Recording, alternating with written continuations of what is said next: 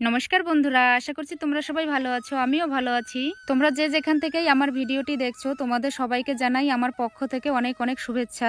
রেসিপিটি যদি তোমাদের ভালো লেগে থাকে তাহলে একটি লাইক করে চ্যানেলটি অবশ্যই সাবস্ক্রাইব করে দিও এবং আমাকে সাপোর্ট করে আমার পাশে থেকো। তোমাদের সাপোর্ট এবং ভালোবাসা ছাড়া কোনো কিছুই সম্ভব হবে না।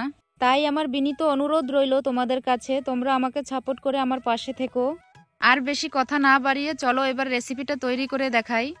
দেখো, রেসিপিটা তৈরি করার জন্য এখানে আমি একটা ফুলকপি এভাবে কেটে নিয়েছি, আর এখানে নিয়েছি 50 গ্রাম ছোলার ডাল। আজকে আমি তৈরি করে দেখাবো খুবই সুস্বাদু ছোলার ডাল দিয়ে নিরামিষ ফুলকপির রসা রেসিপি। ফুলকপি আমি ভালো করে জল দিয়ে ধুয়ে নিয়েছি। এবার ছোলার ডালটাও নর্মাল জল দিয়ে ভালো করে ধুয়ে নিয়ে তারপর সিদ্ধ করে নেব।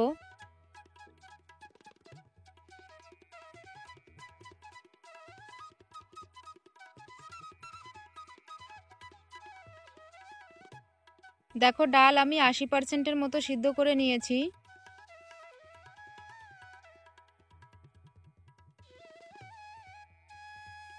এবার গ্যাসে কড়াই বসিয়ে দিয়েছি।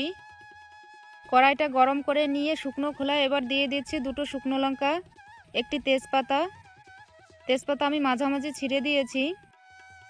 আর দিয়ে দিচ্ছি কিছুটা গোটা গরম মশলা।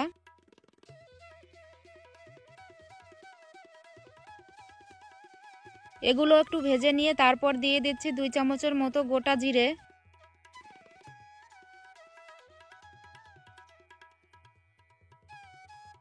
সবকিছু একটু লাল করে ভেজে নিয়ে তারপর নামিয়ে নিচ্ছি।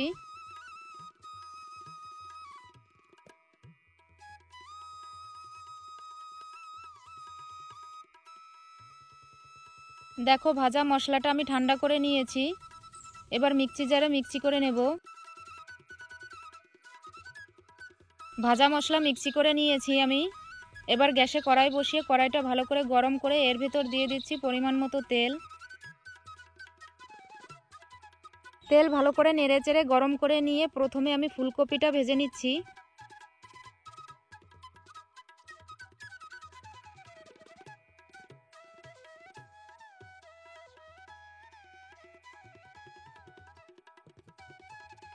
এভাবে কয়েক মিনিট নেড়েচেড়ে আমি ফুলকপিটা ভেজে নিচ্ছি।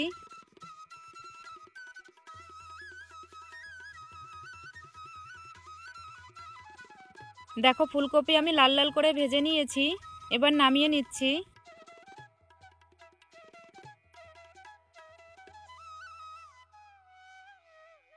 আমি ওই একই কড়াইয়ে তেলের মধ্যে আরও 1 চামচ তেল দিয়ে দিলাম। এবার ফোড়নের জন্য দিয়ে দিচ্ছি অল্প পরিমাণ গোটা জিরে, একটি তেজপাতা। তেজপাতা আমি মাঝামাঝি ছিঁড়ে দিয়েছি। এবার ফোড়নটা একটু লাল করে ভেজে নেব।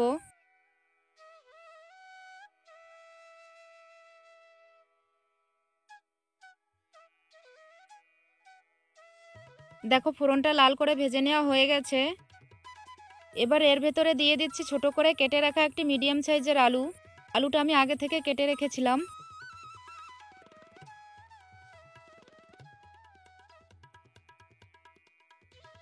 আলু আমি 2 থেকে 3 মিনিট মতো একটু ভেজে নিয়েছি। এবার এর ভেতর দিয়ে দিচ্ছি 4টি চেরা কাঁচা লঙ্কা, 1 ইঞ্চি আদা কুচি।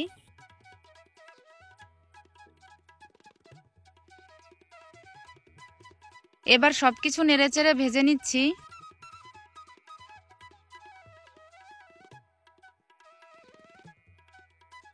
এগুলো দিয়ে আরও 1 মিনিটের মতো সবকিছু ভেজে নিয়েছি। এবার এর ভেতর দিয়ে দিচ্ছি কিছু গুঁড়ো মশলা। দেখো, 1 চামচ জিরে গুঁড়ি, পরিমাণ মতো লবণ, হলুদ, 1 চামচ ধনিয়া গুঁড়ি, 1 চামচ শুকনো লঙ্কা গুঁড়ি।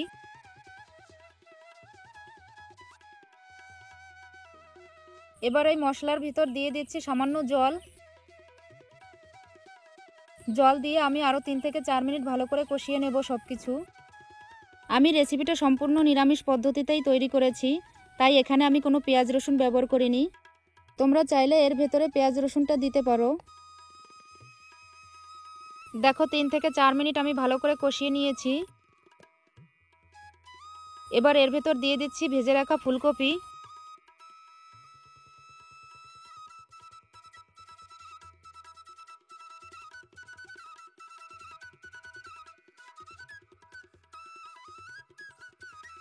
ফুলকপি দিয়ে আরও 2 মিনিট মতো সব কিছু নেড়েচেড়ে নিয়ে এবার দিয়ে দিচ্ছি সেদ্ধ করে রাখা ছোলার ডাল। আমি ডাল সেদ্ধ করা জলটাও এর মধ্যে দিয়ে দিয়েছি।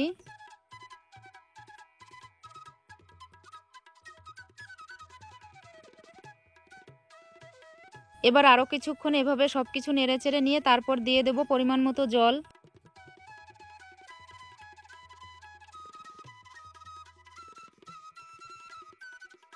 দেখো জল দেওয়ার পর এবার আমি সব কিছু নেড়েচেড়ে ঝোলের মধ্যে মিশিয়ে নিলাম।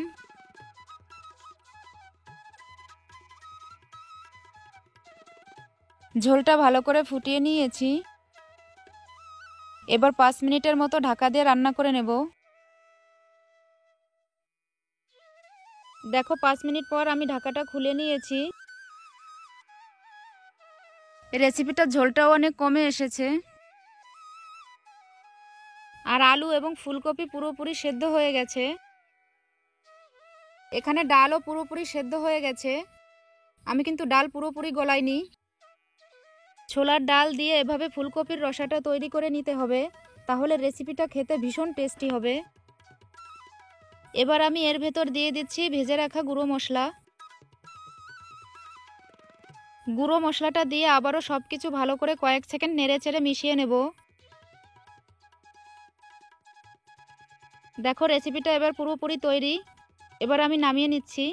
নিরামিষ দিনে তোমরা যদি ছোলার ডাল দিয়ে এইভাবে ফুলকপির রসা তৈরি করো, বাড়ির সকলেই কিন্তু পছন্দ করবে এই রেসিপিটা খেতে। রেসিপিটা ভালো লাগলে একটি লাইক করে চ্যানেলটি অবশ্যই সাবস্ক্রাইব করে দিও। আজকের মতো এখানেই শেষ করছি। দেখা হচ্ছে নতুন রেসিপিতে।